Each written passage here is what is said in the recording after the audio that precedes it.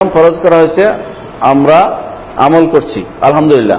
তো হত্যা বা কিতাল ফরজ করা হয়েছে, এ ব্যাপারে আমরা কিভাবে আমল করবো? সুন্দর প্রশ্ন করেছে। এই প্রশ্ন আমি চাচ্ছিলাম।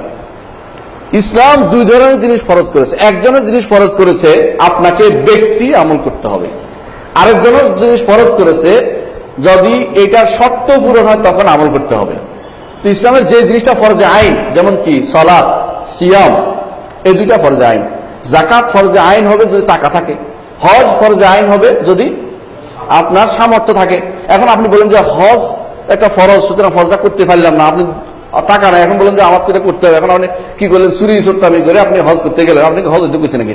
এটা হজ হবে না। তো আপনি মনে করেন যেটা আপনার উপর আল্লাহ দায়িত্ব যতটুকু দিচ্ছে অতটুকু জিজ্ঞাসা করা হবে। আপনার ফরজ হত্যা বা কেতাল, হত্যা করা ফরজ করেন আল্লাহ বলেন, জিহাদ করতে ফরজ করছে, কেতাল না। জিহাদও ফরজ করবেন যদি আপনার সামর্থ্য অনুসারে আপনার সে শর্ত পূরণ হয়। যেমন হজের একটা শর্ত আছে কি? সামর্থ্য থাকা। আবার জাকাতের শর্ত কি? আপনার কাছে টাকা পয়সা থাকা।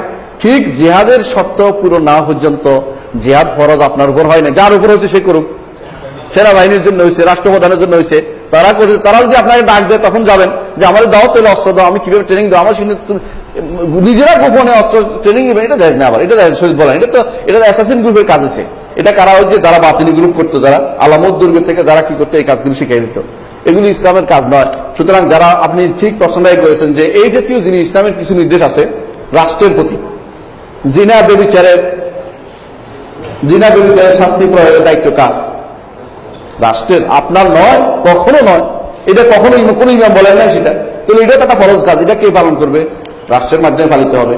যে এই জিনিসটা বড় জিনিস। কখনো কখনো ব্যক্তির উপরে যে ফরজ, এইটাকে রাষ্ট্রের উপরে ফরজটা ব্যক্তি নিয়ে যেতে চায়, আবার নিজের ফরজটাকে রাষ্ট্রের উপর দিয়ে দিতে চায় কেউ কেউ। সালাত কায়েম করা আপনার ব্যক্তি ফরজ, এখন আপনি নিয়ে গেলেন রাষ্ট্র যাতে কায়েম না করবে, আপনার সালাত হচ্ছে কিনা আপনি সন্দেহ করতেছেন। আপনার তো এটা আরো বিপদ বলছেন। আপনি ব্যক্তির ফরজ কোনটা, রাষ্ট্রের ফরজ কোনটা, তা চিনতে হবে। চিনে সেটা অনুসারে আপনাকে আমল করতে হবে। আপনার উপর যেটা ফরজ নয়, যে জোর করে আপনি নিয়ে যাবেন না, নিজের উপর আনবেন না, এটা আপনার উপর ফরজ নয়, এটা আপনি মনে রাখতে হবে। আরেকটা জিনিস আছে আমরা করে থাকি, সেটাও একটা আলোচনা বিষয়ে বলেছি। সেটা হচ্ছে নিজের জীবনে পালন না করে অন্যের জীবনে পালন করার জন্য খুব ব্যস্ত হয়ে পড়ে, ঠিক না? নিজের জীবনে পালন করার চিন্তা করেন, অন্য করে না, এই নিয়ে আফসোস করতেছি। যারা ইসলাম তথাগত ইসলামী আন্দোলন করতেছে, অনেকেই নিজের জীবনে ইসলাম আপনি খুঁজে পাবেন না তাদের। অথচ অন্যের জীবনে ব্যস্ত হয়ে পড়ছে, অন্যকে এটা করবে, এটা করো, এটা করো, এটা করো, কত কিছু দেখাচ্ছে তাদেরকে। এরা ইসলাম নিজের জীবনটা প্রতিষ্ঠা করতে পারে না, নিজের জীবনে ইসলাম আনতে পারে নাই। 3.5 হাত বডির মধ্যে ইসলাম আসেনি, তার আমল আকলাকে আসেনি, তার আকিদার মধ্যে আসে নাই।